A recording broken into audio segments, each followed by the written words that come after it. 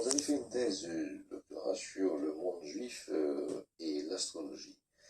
Sans vouloir nous exposer cette thèse, puisque ça serait pas possible dans le laps de temps qui nous reste, pouvez-vous nous donner quelques indications pour nous permettre de nous faire une idée assez générale de la place de l'astrologie dans le monde juif à partir de la thèse que vous avez soutenue?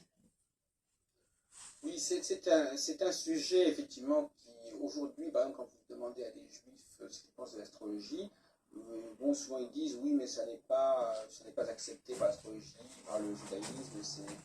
C'est une position qu'actuellement, on entend assez souvent. Bon, en réalité, le débat est très complexe. Il y a eu des époques où l'astrologie a été rejetée par les milieux juifs, d'autres époques où on a parfaitement intégré. La preuve en est, c'est que il y a beaucoup de commentaires, des écritures qui font appel à l'astrologie pour expliciter tel et tel passage.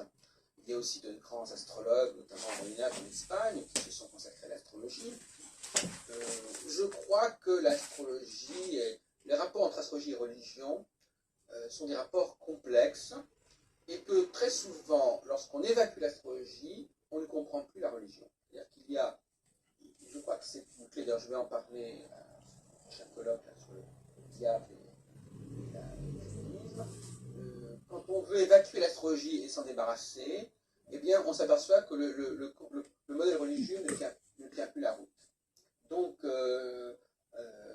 l'astrologie, par exemple, l'astrologie a donné naissance à la Kabbale en partie, c'est-à-dire que si on prend l'arbre syphonique, c'est un ensemble de notions qui viennent s'interposer entre Dieu et les hommes, on s'aperçoit que c'est un substitut d'une certaine manière pour l'astrologie. Parce que l'astrologie, c'est justement l'interface, si vous voulez, en quelque sorte, entre Dieu et les hommes. Voilà un peu le schéma général qui s'est posé, mais à un moment donné, ce qui était interface devient écran.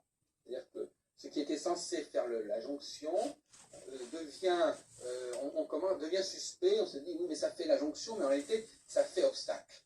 Voilà. Et c'est dans cette espèce de procès d'intention entre ce qui transmet et ce qui fait obstacle que se situe le débat sur le judaïsme et l'astrologie.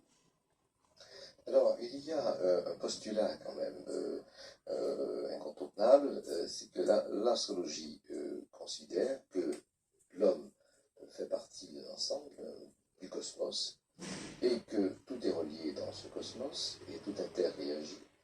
Et donc, les planètes ne sont pas là pour gérer en tout cas les hommes, mais enfin, il y a une influence planétaire sur la vie de tous les jours et la vie des hommes. Alors, croyez-vous à cette influence planétaire, vous, en tant que chercheur? Alors, j'y crois dans le cadre des recherches psychologiques. C'est-à-dire que quand je dis j'y crois, je m'y intéresse de façon plus précise. Je ne m'intéresse pas tellement, là on passe au niveau de l'information. Qu'est-ce que l'astrologie nous apporte comme information sur l'homme? Je dis ce que j'en pensais dans le cadre de la consultation, qui n'est pas le lieu idéal de la recherche. Mais dans la recherche fondamentale, je m'intéresse moins aux travaux, pourtant très sérieux, de Gauquelin, les travaux statistiques de Michel Gauquelin, sur les relations entre choix professionnel et position planétaire à la naissance, qui ne sont pas complètement à proprement parler de l'astrologie, mais ce sont des disciplines qui recoupent l'astrologie, qui la recoupent par certains côtés. Moi, ce qui m'intéresse comme champ de recherche fondamental pour l'avenir, c'est de montrer qu'il y a des cycles, des répétitions, des périodes où certaines choses sont possibles, ne sont pas possibles, etc. Bon. Pour moi, c'est donc, si vous voulez, ma position sur autant je pense que la recherche fondamentale ne peut pas être confondue avec la consultation. La consultation, c'est déjà une astrologie idéale, une astrologie parfaite, une astrologie utopique, une astrologie rêvée, et il faut rêver avec le client. Par contre, si on est dans le domaine de la recherche, alors là, il faut se demander où ça en est. Et malheureusement, actuellement, par exemple, je suis allé dans une librairie, vous demandez des ouvrages sur les cycles, on vous regarde, actuellement, c'est plus du tout la mode. Alors comment faudrait-il s'y prendre? Je crois que le problème des astrologues, c'est qu'ils veulent tout trop expliquer à la fois. On ne sait plus actuellement par quel bout le prendre. Moi, par exemple, je voudrais quand même parler de mon travail. J'ai travaillé sur la planète Saturne. J'ai travaillé sur la planète Saturne, j'ai montré, je vous dis quelques petites plaquettes à ce sujet, j'ai essayé de montrer que tous les 30 ans, lorsque Saturne termine son cycle, et on commence au début du zodiaque, on commence à 0 Bélier, c'est le code du Bélier. Tous les 30 ans, en France, depuis 2 siècles, il y a des grands mouvements sociaux. Alors j'ai montré ça. Par exemple, si on prend l'époque récente, eh bien, le fait que, par exemple, en 1980, les socialistes soient arrivés au pouvoir, ça coïnciderait par exemple avec la passage de Saturne sur l'axe équinoxial Balance-Bélier. Et il n'est pas inintéressant de constater d'ailleurs qu'en 97, alors que les communistes sont à nouveau dans le gouvernement, eh bien c'est également sur le même axe équinoxial. Donc ce sont des choses de ce genre-là. Je crois quand même qu'on devrait arriver un jour. Vous voyez, j'utilise des outils extrêmement simples.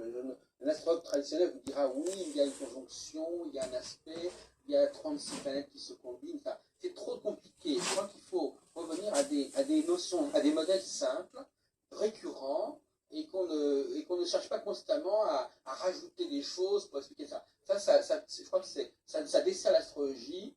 Il faut revenir à des concepts simples et puis essayer de voir comment le retour de ces concepts simples, de ces planètes, provoque des événements qui reviennent, qui se ressentent.